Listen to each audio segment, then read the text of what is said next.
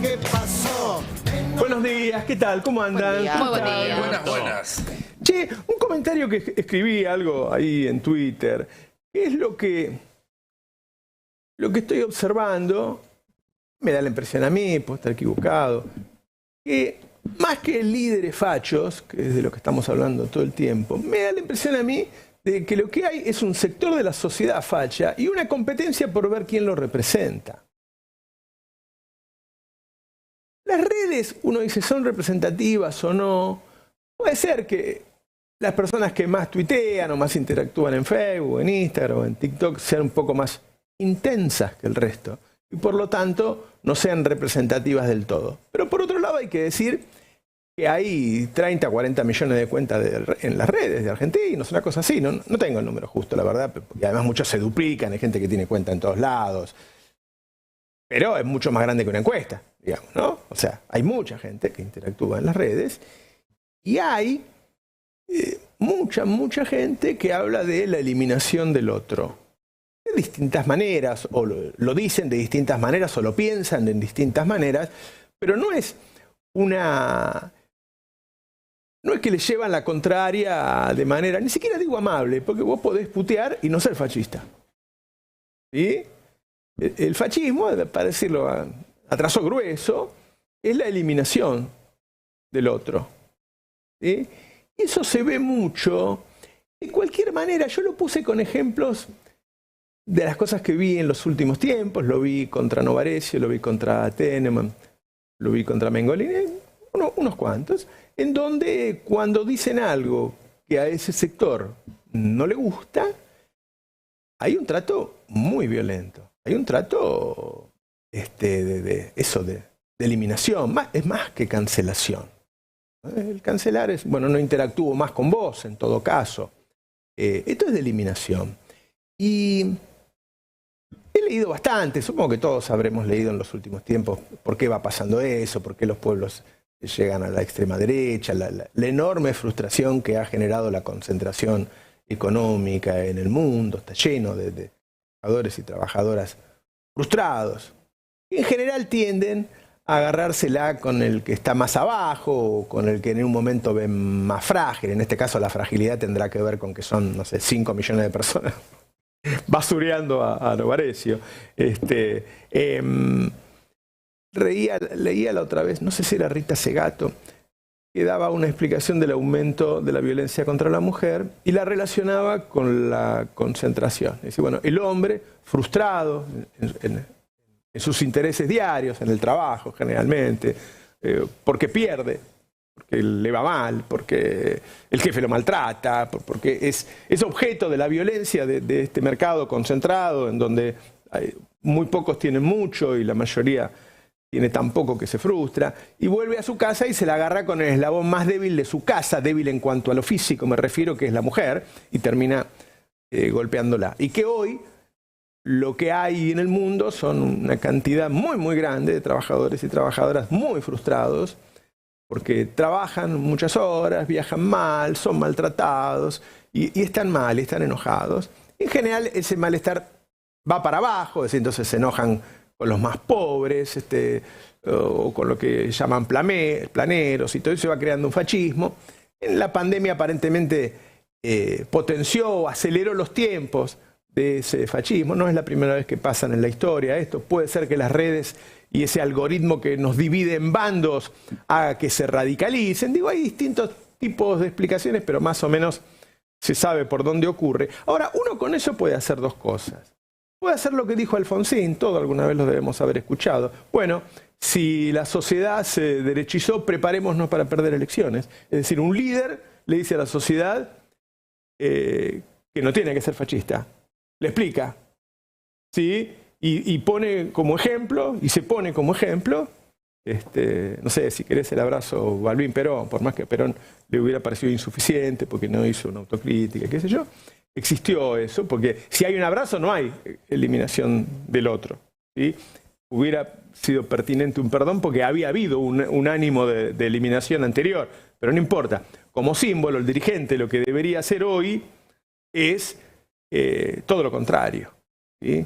Y lo que hacen, cada uno a su manera, cada uno a su estilo, cada vez, y nombro el que por ahí llaman Paloma, porque me parece que es el ejemplo que pega más, porque no agarremos los extremos, agarremos Larreta. Si bueno, Larreta todo el tiempo habla de terminar con el kirchnerismo, y la verdad que la democracia no es terminar con el otro. En todo caso le ganará una elección, no es terminar con el otro. Entonces Larreta, lejos de increpar a esa especie de fascismo social que se ha creado, busca representarlo, ¿no? Y me cuesta creer que él no tenga relación con lo que está ocurriendo en Jujuy, porque es su socio político cercano, son pareja en estos meses, ¿no? Me da la impresión que también lo debe fogonear un poquito a Morales, vos seguís golpeando, así tenemos una fórmula más halcona. Burri directamente representa eso, está prometiendo represión. Entonces, me da la impresión a mí que no es que son líderes fascistas, no es que los quiera salvar. Me parece, yo los he tratado, son políticos, yo soy periodista político, los he tratado en muchas oportunidades. No veo en la conversación que uno puede tener con ellos esas características, pero después cuando salen a la arena pública buscan eso. Entonces, me parece a mí que en vez de que es un fascismo de ellos, son ellos quedándose con el voto facho. Ahora, más allá de que me parece que está mal lo que hace, hay una... Después se lo van a demandar eso, porque son promesas electorales. Y después quieren gobernar de otra manera, porque uno supone, en cada caso, con matices, no llegarían a tanto, sería casi un suicidio andar matando gente por las calles en Argentina. Después van a encontrar la frustración de sus votantes, que quieren que eliminen kirchneristas y que le ponen kirchnerista a cualquiera, digo, ¿no? Porque ahora el kirchnerista es Novarecio. Y la verdad que yo, guarda, puse dos ejemplos de Dennemann y Novarecio, insospechados de simpatía mía. Dennemann fue uno de los que cuando me estaban pegando 100, él pasó por al lado y me pegó una patadita de pasada, ¿no? ¿Viste? Y en mi barrio eso no va, o sea, si yo veo que hay 100 pegándole a uno, y bueno, me ha pasado, ¿eh? En la cancha de Tigre estaban los toritos pegándole a uno, yo ni lo conocía, 20 contra 1 me metí y nos cagaron a palo a los dos. Pero me puse del lado del uno, yo, era casado, con hijos, llegué todo roto. No de los 20. Y él hizo eso conmigo. Pero cuando yo pienso en Dennemann y Novarecio, pienso en el gorila, que es una definición política, Novarecio directamente la acepta, que es ser antiperonista. Que es una posición política en Argentina desde hace muchos años, porque la pulsión más fuerte de la política argentina es el peronismo. Entonces, hay gente que se define como antiperonista. Y un día puede votar a Carrió, otro día a Stolbizer, otro día a Bullrich, otro día a Macri. Y no son neutrales, ellos dicen, nosotros somos neutrales, y no sé, Navarro es militante. No, prima en ellos la misma subjetividad que prima en mí, me parece. Pero no son fascistas. Nunca los escuché hablar yo, a ellos, que a mí me han tratado bastante mal, hablar de la eliminación del otro. ¿Sí? Y los puse como ejemplo, podría haber puesto a cualquiera porque fueron los últimos. Novarecio salió a defender porque se sintió tocado por Franco Rinaldi en su condición de homosexual y lo mataron. Mató gente que está defendiendo a Franco Rinaldi. ¿Sí? Con las aberraciones que dice. Y después Dennemann sale a defenderlo a Novarecio, como corresponde, y entonces lo matan a Dennemann. Y la verdad es que eso no hay ninguna forma de que eso termine bien.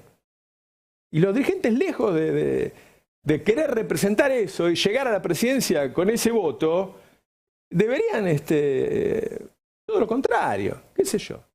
Deberían mostrar que el otro es un adversario político, qué sé yo. No un enemigo. Y ahí me parece que hay una carencia en nuestra clase dirigente en este momento que puede ser peligrosa. La verdad, a mí, estuvieron 4 años amenazándome, me llamaban cuando estaba durmiendo, me decían que me iban a matar, yo dije, matame, pero déjame dormir, le decía yo. Pero, así que me chupa un huevo lo que digan. Pero es peligroso, Y se está acrecentando en estos días, y como estamos en fecha de elecciones, ¿no? Después cuando pasa algo, ¿viste? Yo lo dije cuando querían matar a Cristina. 2 semanas antes dije, mire que se van a agarrar a tiro estos muchachos. Con lo que están diciendo en La Nación Más, va a haber alguno que va a querer matar a alguien. Y pasó. Me da la impresión de que otra vez estamos entrando en un terreno peligroso, y me meto en esa teoría. ¿Quién soy yo para la teoría? Pero bueno, qué sé yo. Tengo unas horas acá en la radio y hablo. Y me da la impresión que no es de arriba para abajo, sino que es de abajo para arriba, en este caso. Y que el error de los de arriba es querer representar eso en vez de corregirlo. ¿Qué opina? Política es representar, te diría Claro. alguien, ¿no? Política es representar algo. Igual yo me acuerdo en todo, absolutamente todo. Yo estoy muy preocupado por la situación de violencia simbólica, digamos, porque eso es lo que estamos hablando, que después se vuelve material, ¿no? Los discursos preceden a las acciones y todo eso que se dice, todo ese ruido ambiente, luego se traduce en hechos miserables, violentos. Yo en eso quiero reivindicar algo que pasó de largo, que es una inmensa mayoría, que yo creo que es silenciosa, que no quiere eso. Sinceramente, creo que se expresa menos, creo que quiere dar vuelta a la página en relación a ese antagonismo. Esa famosa idea de que hay que cerrar la grieta, ¿viste? Yo sé que la grieta es un término acuñado por los creadores de la grieta, digamos, ¿no? Claro, así es. Pero yo reivindicaría un hito político del que nadie da demasiada cuenta, ni siquiera los protagonistas, que es el acercamiento Cristina-Massa y Massa-Cristina. Es un hecho de amistad social y política que es un hecho, es una acción concreta de cerrar la grieta. Entre ellos había una grieta. ¿Qué grieta? La zanja de Alsina había entre ellos después de lo que había. Y sin embargo, bueno, se dieron la oportunidad de construir políticamente juntos. Y no es falso, ¿eh? No, La cercanía de Cristina y Massa es mucho mayor todavía que lo que se puede percibir públicamente. No está explicada. Bueno. ¿No? Es como que falta esa explicación de decir, che, pero como si ustedes... Y ahora creo que cuando humanicen esa relación y la pongan en estatura o en escala humana, eso a la sociedad le va a sonar balsámico, digamos, en un punto, harta de todos estos discursos de odio, violentos, fascistas, ¿no? Como vos bien expresaba. Ellos creen que con eso pueden ganar. Yo creo que, por el contrario, hay una gran mayoría social que dice, bueno, mira, tenemos un montón de diferencias, pero ¿qué tenemos que hacer? Remanguémonos y veamos qué tenemos que hacer para sacar al país adelante. El futuro de la Argentina tiene que ser mejor que el pasado de la Argentina. Y ahí debe haber un montón de gente dispuesta a hacer cosas, ¿no? Claro. En todos hay, yo no sé si lo contesto, en todos los partidos hay gente que no piensa así, pero que está en ese partido. Sí, claro. Cuando a mí me entraron a casa, después de amenazarme muchas veces, y entraron al piso de arriba y tenía varias personas caminando por el piso de arriba de mi cuarto. Y el día anterior había entrado a la casa de mi hijo, se la dieron vuelta toda y no se robaron nada. ¿Viste cuando llega a tu casa y dieron vuelta todo, como ves en las películas? Y yo llamé a alguien del gobierno Juntos por el Cambio, que estaba a cargo de la seguridad, y a los 2 minutos y medio estaba lleno de policías y me dieron seguridad y qué sé yo. A una persona en particular, llamé que no quiero nombrar en este momento, porque viste que a veces cuando vos hablas bien de uno, parece que le das el abrazo del oso, ¿no? Claro. Pero quiero decir que no es que todo el mundo es así, pero hay una tentación por representar cualquier cosa para llegar al poder. Y es justo lo contrario. Me parece excelente el punto que trabas, porque nos cuesta a nosotros explicar que la relación de Cristina y Máximo con Massa es todavía mucho más grande que la que están percibiendo. Es que creo que hay un factor ahí que falta en el análisis y que sirve para explicar esa relación también, porque vos hablabas de abajo hacia arriba, que es una parte del movimiento, pero también hay otra parte que es la de los grandes financiadores de la política, los grandes empresarios, el círculo rojo, aceptando esa vía y dándole luz verde a los políticos para que la representen. Claro. Digámoslo así, una minoría fascista en todas las sociedades siempre hay. El problema es cuando una mayoría silenciosa, como decía él, y que no necesariamente adhiere a esos principios, los tolera porque los considera menos peor que otras alternativas. Eso es lo que está viendo, una tolerancia además a ese grupo que va creciendo. Ahora, si desde, como sucedió durante casi 40 años, si desde la cúpula, donde se deciden las líneas de los grandes medios de comunicación, donde se decide quiénes son los candidatos y los proyectos que tienen financiamiento y cuáles no hubiera tolerancia hacia eso, como sucedió. En una época Clarín estaba alineado con el Nunca Más, no pasaba esa línea. En una época hasta La Nación tenía ciertos pruritos, aunque siempre coqueteó con el negacionismo y con bancar a los culpables, pero había cosas que no se decían. Entonces, ahí sí hay un de arriba hacia abajo. Y creo que la alianza entre Cristina y Massa, de alguna manera, es una búsqueda de revertir eso. Es decir, de que un sector del capital, que un sector del círculo rojo siga tabicado respecto al consenso democrático. Claro. En un momento en el que otros financian a los grupos de odio, como estamos sabiendo, como otros desde sus medios le dan rosca a ese tipo de discursos. Cristina veía que por ella sola no llegaba a hablarle, a negociar, a sentarse en la misma mesa que ese sector que necesitas sí o sí tener a tu lado. Vos no podés ganar ni una elección ni gobernar si tenés en contra a todos los medios, a todas las empresas, a todas las embajadas, a todo. Necesitas tener algunas piezas en tu lado del tablero, y creo que el fondo de la alianza es ese. El pacto del que hablaba Cristina, del que vienen hablando entre el 2016 hasta ahora, ese gran pacto para ponerse de acuerdo en 3 o 4 cosas, es el pacto que ella selló con Massa. Claro. Que después, si se suman otros, será mejor, me imagino. Claro. Pero es el pacto que ella selló con Massa. Sí, de alguna manera me parece que venías hablando de los discursos del odio, ¿no? Y tenemos una elección marcada por la práctica del odio, que es que hay una candidata que no puede ir porque tiene una proscripción judicial y una bala que no salió, que podría haberla también bajado de una boleta. Pero Jujuy hoy está mostrando, ¿no?, el paso del discurso a la práctica. Jujuy hoy está mostrando qué pasa cuando un gobierno te odia, como odia a Milagro Sala, o como está empezando a perseguir a dirigentes de los pueblos originarios, a sus abogados que te pueden defender cuando te vulnera el Estado un derecho, y que es lo único que te queda, porque no tiene una Secretaría de Derechos Humanos provincial que te defienda. Estuvo la Nacional haciéndolo. Cuando persiguen a los organismos de derechos humanos, digo, Jujuy está mostrando que no es laboratorio, es la realidad. Y efectivamente llegar a los 40 años de democracia con fuerzas políticas que pueden hablar de eliminar, de aniquilar, y todo un lenguaje que hemos venido mencionando, ¿no? Y que efectivamente carga esas armas del odio, ese lenguaje, porque es habilitante.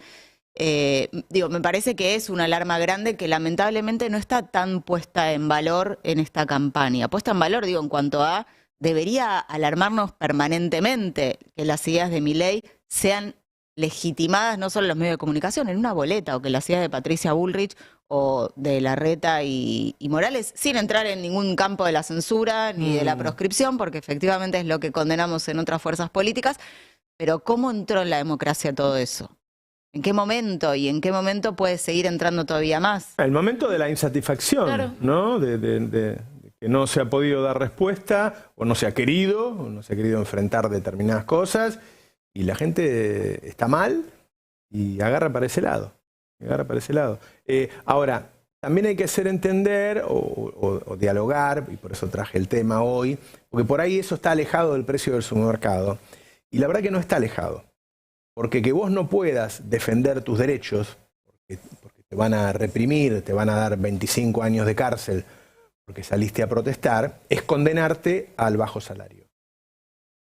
Condenarte a la pobreza. ¿Sí? Decir que vas a cargar con los derechos de los trabajadores, la vida de los trabajadores en el mundo, antes de la creación de los sindicatos, antes de la creación de los derechos laborales, era aberrante. Era aberrante.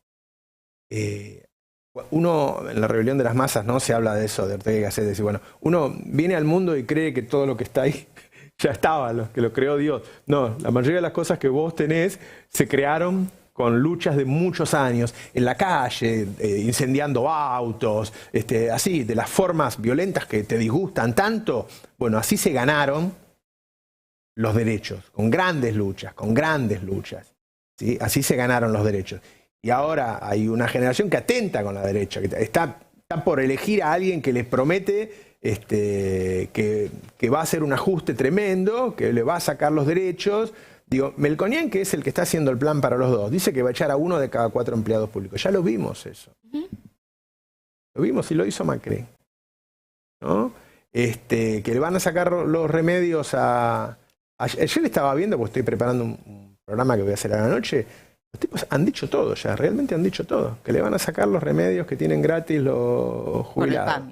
Yo ya lo viví eso, yo tengo un amigo farmacéutico que me decía, mira, la persona sacaba un billete de 1.000 pesos, decía, ¿para qué me alcanza? Tenía que comprar para el colesterol, para la diabetes, para la presión, qué sé yo, y le alcanzaba para una tirita, no para una caja, para una tirita, que traía pastillas para 2 semanas, de la presión.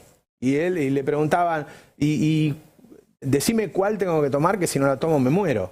Entonces le decía, bueno, mira, el colesterol es algo de largo plazo, la presión, si no la tomas hoy, capaz que esta noche tenés un ACV. Entonces le daba, bueno, están por votar eso.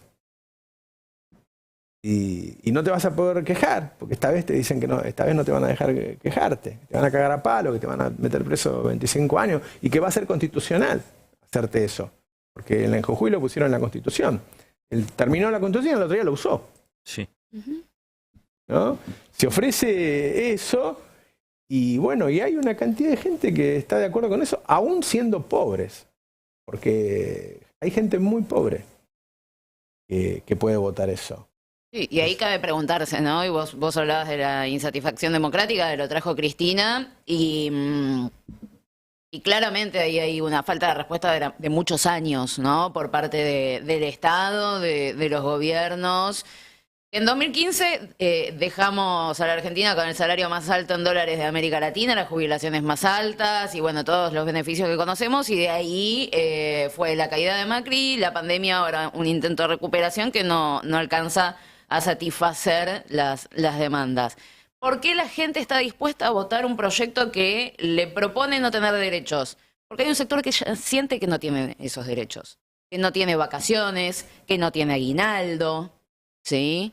Que no tiene la posibilidad de llegar a fin de mes, de comer las 4 comidas en su casa, de garantizar ese orden que decía Cristina, de la familia reunida para cenar. Entonces, ¿qué pierdo? Es lo que pienso. Ese es excelente el punto que trazas. Ahora, el orden son las 4 comidas, no es cagarte a palo en la calle. Pero por supuesto, claro. Es que ahí está lo que dijo Lilita, ¿no? Orden aparente. Claro, ilusión de orden, dijo Carrió, porque te venden un orden, pero que a la larga no lo es. Veamos lo de Jujuy. Llevan un mes de quilombo, Claro. las rutas siguen cortadas. Las rutas siguen cortadas, claro. Cada vez hay mayor oposición. Hace un rato escuchaba que contaban, ahora la Iglesia Católica salió a decirle no a la reforma. No es que salió a decir no repriman, no peguen, no maten, que sería algo lógico, digamos, de la Iglesia. Sabía, salió a decir la reforma constitucional está mal. La Iglesia de Jujuy. La Iglesia Católica con K, me imagino que será. No precisamente la Iglesia, el clero argentino. El clero. Mirá vos, Que en general es bastante conservador. Sí, por eso. Claro. Por eso. Entonces, creo que ahí hay una clave, que va a ser importantísimo discutirla en la campaña. Ellos te proponen orden, pero en realidad detrás de esa ilusión de orden lo que hay es más violencia, es una vida más desordenada, para ponerlo en los términos en los que hablaba Cristina en otra época, cuando te hablaba de que te desordenaron la vida. Bueno, imagínate eso, ¿no? Imagínate si no sabes si vas a volver a tu casa un día que salís a protestar porque no te están subiendo el sueldo. Ahora, ¿qué lejos está todo eso de las cosas que tenemos que hacer para que la gente viva mejor, ¿no? Porque la verdad vos decís, bueno, mira, en octubre, noviembre viene lo que llamamos cosecha fina. Es decir, empiezan a entrar los dólares. Si hay algo que hizo bien Massa es la administración de esa carencia de dólares. Él llega, no había dólares en el Banco Central, viene la sequía, con lo cual sabe que no va a tener dólares en el próximo año, saca la cuenta y dice, bueno, me van a faltar 25.000 millones de dólares. Entonces dice, bueno, arreglo para que se pueda importar y en vez de pagar al contado se pague a 6 meses.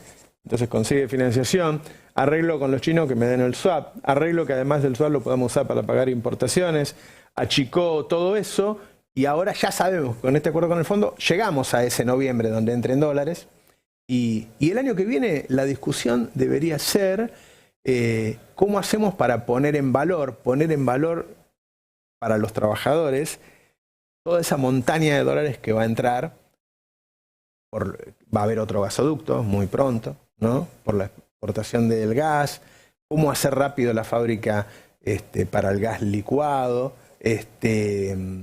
No es un commodity como el del campo. Vos sabés que con el campo, con una máquina cosechadora, laburás 500 hectáreas. Acá no, acá hace falta mucha mano de obra y se pagan muy bien esos salarios. Por eso el promedio salarial en algunas provincias del norte ahora es más alto, por ejemplo, donde hay minería, en la zona central. Se paga mucho mejor en la minería que en el campo. Digo, es poner manos a la obra para hacer de eso, para hacer las baterías, para hacer el gas licuado, qué sé yo, y que todos tengamos un buen laburo y empezar a mejorar las condiciones del laburante. Y sacarse el fondo encima. Claro. Y sacarse el fondo. Eso teníamos. Y estamos discutiendo que hay gente que quiere matar al otro, ¿no? Es muy Pero loco. porque no hay plan económico en la oposición tampoco. Digo, no hay un plan económico sustentable e inclusivo realmente. Digo, como es la ilusión de orden, es la ilusión de inclusión también. Bueno, ahí hay un desafío, porque uno dice, bueno, Cristina lee el mundo, lee la región, lee el país y dice, no estamos para un Axel, un Guado, estamos para un Massa. Ahora, ¿qué haces con eso? ¿Resignás el discurso de la mejora o no? Que lo incorpore Massa, el discurso de la mejora con mucho énfasis, concretamente, ¿no? Porque hay que generar ilusión en la gente y no es una mentira, no es el salariazo de Menem, que mintió. No estaba en su interés, congeló los salarios una década, el salario mínimo lo congeló durante una década. Porque es muy difícil armar una campaña diciendo, levantate ese domingo a la mañana, anda a buscar a tus amigos, a tu familia, qué sé yo, y vayan a votar todos para que no venga el fascismo. Necesitas generar ilusión, vayan a votar todos para vivir mejor. Eso me parece que todavía no arrancó. Fíjate con respecto a lo que vos decías que Massa adopte el programa o las ideas del kirchnerismo. Cristina venía diciendo ya desde hace varios meses, no importa quién sea el candidato, importa el programa, y el programa tiene que tener 4 puntos básicos.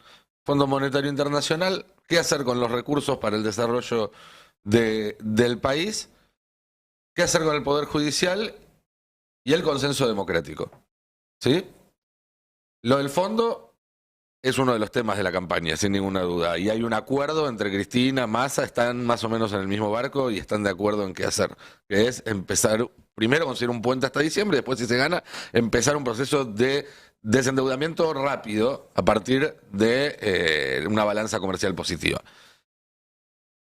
El número 2, los recursos. También está en la campaña el desarrollo de ese tema. Por algo se arrancó con la inauguración del gasoducto y Massa salió a declarar rápidamente que no se trataba solamente de exportar, sino también de dedicarlo para que la industria argentina sea competitiva. Se anunciaron nuevas obras, el Reversar del Norte, etc. Faltaban los otros 2, que son además los que en todo caso son, al no ser no económicos, pueden generar también unas dudas, pues Massa viene de otro palo y demás. Ayer Massa empezó a hablar de los jueces, que no había hecho hasta ahora. Ayer en el acto que hizo en Merlo, habló de los jueces, refiriéndose a la inseguridad, no te habló de la Corte Suprema todavía. Porque además Massa es de esos políticos que creen que hay cosas que se dicen y cosas que se hacen. Hay cosas que no va a declamar. Por ejemplo, la aduana en este momento está haciendo una cantidad, imponiendo multas, haciendo una cantidad de medidas que representan una carga pesada para empresas como Shell y demás, pero no hacen bandera con eso, lo hacen de manera burocrática. ¿Sí? No lo hacen de manera proselitista porque entienden que hay un sector del país al cual no se lo convence. Diciéndolo, sino haciéndolo. Pero bueno, ya incorporó el tema de los jueces a la agenda. Y el tema del cuarto, el tema del consenso democrático, me parece que, no, si bien no es explícito todavía, es la base, como decíamos hace un rato, del acuerdo entre él y Cristina. Entonces, de alguna manera se está cumpliendo eso de un programa. No sé si... A mí me gustaría que se explique un poquito más. Sí, seguro. Es que eso es lo que me faltaba decir. Se está armando eso. Ahora lo que falta es que el electorado perciba que se está armando eso. Claro. Porque si el electorado no lo percibe, no sirve de nada. Viste que vos ves la foto, uno maneja el avión, el otro es el copiloto y qué sé yo. Y es en la política, en el periodismo, listo, ya entendimos. Sí, qué sé yo, un tipo se levanta a la mañana, se toma un colectivo, después toma un tren, después se toma otro colectivo, va a trabajar, vuelve a la noche, qué sé yo, ve la foto y dice, ahora entiendo. Y no, la verdad que no. La verdad que no. Como yo no entiendo ni de hacer una pared ni de energía nuclear, no entiendo, la verdad. Me ponía ahí y yo sigo sin ver de qué se trata. Me parece que se podría explicar un poco más los porqué. Ayer Juliana Di Tulio dijo algo muy importante, que dijo, ¿por qué están sorprendidos por Massa si Massa no llegó a ser ayer, de 2019 que estamos trabajando con Massa? hace 4 años. ¿No? Y bueno, y dio una buena explicación. Después veíamos nosotros algunos mensajes en donde la gente decía, ah, claro, tiene razón, qué sé yo.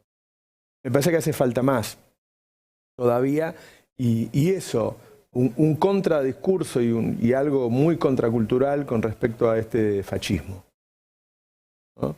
Yo veo en Francia está Le Pen, y hay otro, más que nunca me acuerdo los nombres, que se pelean, los dos son fascistas.